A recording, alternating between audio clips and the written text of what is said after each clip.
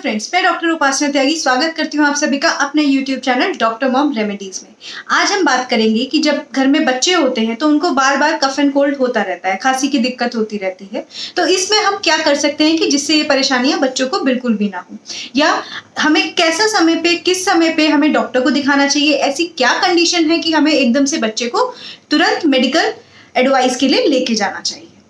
तो आज हम बात करते हैं सबसे पहले कि अगर बच्चे की उम्र 0 से लेकर 6 महीने तक की है, मतलब बच्चे की उम्र 6 महीने तक की है, आपका बच्चा जो है आपके ब्रेस्ट फीड पर है, तो ट्राई कीजिए उसको ज्यादा से ज्यादा ब्रेस्ट फीड कराइए। क्यों? क्योंकि उसमें एंटीबॉडीज होती है। बच्चे की मसाज कीजिए। मसाज के लिए आप मस्टर्ड ऑयल ले सकती हैं, सरसों का तेल ले सकती हैं। उसमें थोड़ा सा अगर आप चाहें तो सरसों के तेल को आप गुनगुना गर्म कर सकती हैं और उसके अंदर आप जो है गार्लिक डाल सकती हैं, लहसुन डाल सकती हैं और उसको भी थोड़ा गर्म कर सकती हैं। जब वो ठंडा हो जाए बच्चे की मसाज कर सकती हैं। सरसों के तेल में आप अजवाइन भी डाल सकती हैं, उसको भी गर्म कर सकती हैं और उसके बाद उससे मसाज कर सकती हैं। इसके अलावा आप कोकोनट ऑयल को भी गर्म कर सकती हैं और उससे भी मसाज कर सकती हैं बच्चे की, वो भी बहुत बेनिफिशियल रहेगा। आप बच्चे को स्टीम दिला सकती हैं। स्टीम दिलाने के लिए आप जो है स्टीमर वगैरह यूज कर सकती हैं और ट्राई जब उसमें से स्टीम निकले तो बच्चे को उसके पास थोड़ा ले जाइए जिससे कि वो बच्चा उसको इनहेल करे। आप बच्चे की सिकाई कर सकती हैं। सिकाई के लिए आप क्या कर सकती हैं कि आप तवे पर या कोई कॉटन का बड़ा कपड़ा या तौलिया ले लीजिए और उसको थोड़ा गर्म करके बच्चे के चेस्ट पे लगाइए, लेकिन इसमें ध्यान रखिएगा कि वो इतना गर्म ना हो कि बच्चे के चेस्ट में आप फायदा करने की जगह उसको जला ही दे। दूसरा जो है, आपने देखा होगा बहुत सारे ऐसे हीटिंग पैड्स आते हैं या जिनसे हम सिकाई करते हैं, वो बोतलें आती हैं, तो उसमें आप ये जेल फॉर्म में भी आते हैं, जेल वाले जिनमें जेल भरा रहता है, जो इलेक्ट्रिक होते हैं। इनमें से कोई सा भी आप ले सकती हैं। उसके टेम्परेचर को रेगुलेट करके उसमें इतना पानी भर के कि वो बच्चे के तासीर के बराबर वो बच्चा उसको सहन कर सके, उतना आप करके बच्चे की सिकाई कर सकती हैं। इस सब के अलावा आप जो है बच्चे को ट्राई कीजिए कि जब उसको नहलाएं तो बिल्कुल गुनगुने पानी में ही नहलाएं। उसको बार बार जो है कमरे से बाहर ना लेकर जाएं जिससे कि उसका टेम्परेचर चेंज हो। और आप क्या कर सकती हैं कि आपको ये ध्यान रखना है कि बच्चे को ज्यादा से ज्यादा इस टाइम पर रेस्ट मिलना चाहिए। मोस्टली पेरेंट्स क्या करते हैं कि इस टाइम पे बार बार बच्चे को उठाते हैं, कोई इधर कोई और गोदी लेता है, कभी कोई गोदी लेता है, तो उससे बच्चा बहुत अनईजी हो जाता है। जब हम बीमार होते हैं तो हमें क्या चाहिए होता है कि हमें रेस्ट करने की जरूरत होती है। तो सिमिलरली बच्चा बहुत छोटा है, वो बोल नहीं सकता है, लेकिन आपको क्या ट्राई करना है कि आप बच्चे को ज्यादा से ज्यादा रेस्ट कराएं।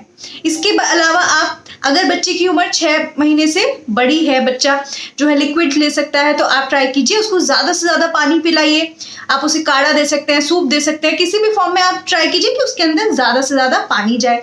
आप काढ़े बना सकती हैं जिसमें आप जो है जो भी गर्म तासीर वाली चीजें होती हैं, जैसे कि गार्लिक हुआ, जैसे लहसुन, और उसके अलावा जिंजर हुआ, अदरक का जूस, ये सब मिलाकर उसमें थोड़ा सा गुड़ डाल सकती हैं और उसका काढ़ा बना के बच्चे को सिप सिप करके थोड़ा थोड़ा पिला सकती हैं। पूरे दिन में उसे गर्म पानी पिलाइए।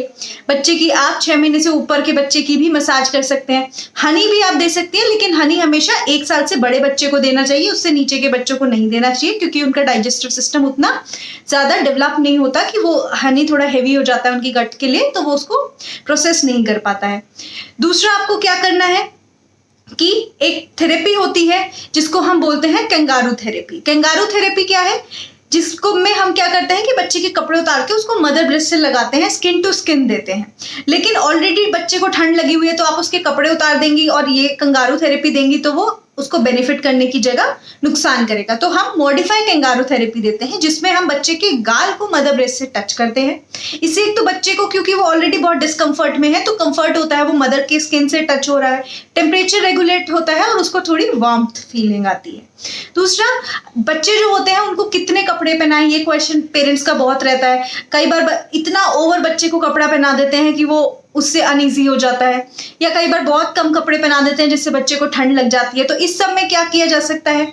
इसमें हमेशा रूल क्या है कि जितने कपड़े आपने पहने हुए हैं उससे आप और 3rd लेयर बच्चे को पहनाइए। अगर आपने एक टी शर्ट पहनी हुई है तो आप कोई भी 3 लेयर क्लोथ्स बच्चे को पहना सकते हैं। जैसे एक बनियान पहना दीजिए, उसके ऊपर एक टी शर्ट पहना दीजिए, उसके ऊपर एक चद्दर उड़ा दीजिए, तो 3 लेयर हुआ। तो हमेशा जितना आपने पहना हुआ है उससे आप 3 लेयर बच्चे को पहना सकते हैं। ओके, ये सारी बात हो गई कि हम क्या क्या बच्चे के लिए कर सकते हैं। इसके अलावा सबसे इंपॉर्टेंट बात कि हमें डॉक्टर के पास कब जाना है। हम ये सारी चीजें कर रहे हैं लेकिन हमें डॉक्टर के पास कब लेके जाना है। तो डॉक्टर के पास ले जाने के लिए जो रूल है वो ये है कि अगर बच्चे को कफ एंड खांसी हुई है और वो 5 से 7 दिन की हो गई है तो डेफिनेटली इमीडिएटली आपको बच्चे को डॉक्टर के पास लेके जाना है। बिल्कुल भी आपको इसमें डिले नहीं करना है। और अगर बच्चे को इसके साथ वॉमिटिंग हो रही है या फिर लूज मोशंस हो रहे हैं, उसकी जो पॉटी आ रही है वो आपको सीडी पॉटी लग रही है, मतलब ऐसा लग रहा है कि जैसे उसमें बीज हैं, बट एक्चुअल में वो बीज नहीं होते हैं, वो अनडाइजेस्टेड मिल्क पार्टिकल्स हैं। दूध पे डिपेंडेंट है बच्चा, जो छोटे बच्चे होते हैं मोस्टली दूध पी रहे होते हैं, तो वो जो दूध है उनकी गट उसको प्रोसेस नहीं कर पा रही है, डाइजेस्ट नहीं कर पा रही है। वो डाइजेशन इश्यूज की वजह से वो जो अनडाइजेस्टेड मिल्क पार्टिकल्स हैं वो लूज मोशन में निकल जाते हैं। तो अगर इस तरह की कंडीशन आ रही है तो बच्चे को लेके जाना है। अगर बच्चे को कफ है, खांसी है और बच्चे को फीवर है तो इमीडिएटली लेके जाना है। बच्चे की स्किन पे आपको कहीं कोई रैश दिखाई दे रहा है तो आपको बच्चे को कफ एंड खांसी के साथ रैश दिख रहा है तो इमीडिएटली आपको डॉक्टर के पास जाना है। इन कंडीशंस में आपको डॉक्टर के पास जरूर लेके जाना है। इसके अलावा आप और घर में क्या कर सकते हैं कि आप नेजल सलाइन ड्रॉप्स आती हैं वो रख सकते हैं। ये सिंपल जो है सोडियम क्लोराइड, मतलब एक तरह से नमक का पानी आप इसको बोल सकते हैं, NaCl की ड्रॉप्स होती हैं। बट ये खरीदते हुए ये ध्यान रखिएगा कि ये ऐसी हो कि इसमें कोई और मेडिकेशन एडेड ना हो, ये कॉम्बिनेशन में ना हो, सिर्फ ये क्लियर नेजल ड्रॉप्स हो जिसके अंदर सोडियम क्लोराइड हो। तो इसके आप 2-2 बूंद हर नॉस्ट्रिल में बच्चे के डाल सकती हैं दिन में 3 से 4 बार। ये याद रखिएगा, एक नॉस्ट्रिल में डाल के 5 मिनट वेट कीजिए और फिर दूसरे में डालिए, अदरवाइज बच्चे को और चोकिंग हो जाएगी और डिस्कम्फर्ट होगा।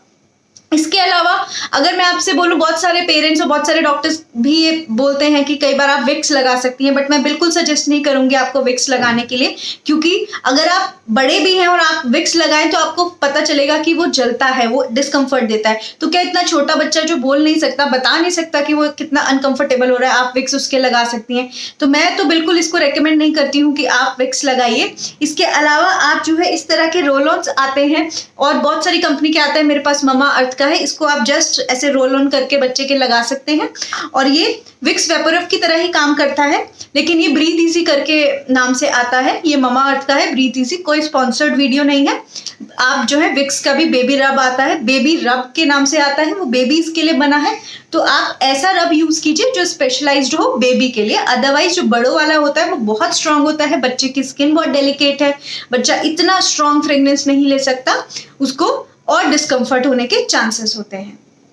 इसके साथ साथ आप हमेशा ट्राई कीजिए, बच्चे को ज्यादा से ज्यादा एम्फेथाइज कीजिए, बच्चे को ज्यादा से ज्यादा प्यार दीजिए, क्योंकि उसको इस टाइम पर बहुत ज्यादा प्यार और रेस्ट की जरूरत है।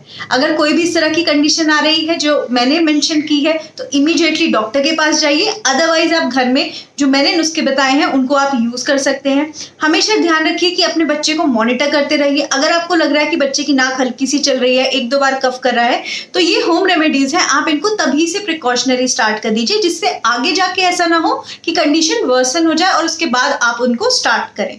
तो आई होप आज का वीडियो आपको इफेक्टिव लगा होगा, बहुत अच्छा लगा होगा। अगर ये आपको अच्छा लगा है तो आप इसे लाइक कीजिए और लोगों के साथ शेयर कीजिए और मेरे चैनल को सब्सक्राइब कीजिए और बेल आइकन को भी ऑन कर दीजिए। अगर आपकी कोई और क्वेरी है तो आप उसके लिए भी मुझे कमेंट सेक्शन में जान सकते हैं। अगर आप मेरा एक्सपीरियंस जानना चाहते हैं तो मैं अपने बच्चे के लिए ये जो रैपर अप आता है, ये इस तरह का ब्रीथ इजी, ये यूज करती हूँ। इसके अलावा मैं ज़्यादा से ज़्यादा ब्रेस्ट फीड कराती हूँ अगर मेरा बच्चा इल होता है, और उसको गर्म कंडीशन में रखती हूँ, बच्चे को खूब सारा प्यार करती हूँ। तो मैं चाहती हूँ कि आप भी ये सब कीजिए और इन इफेक्टिव रेमेडीज को अपनाकर अपने बच्चे को कंफर्ट कीजिए।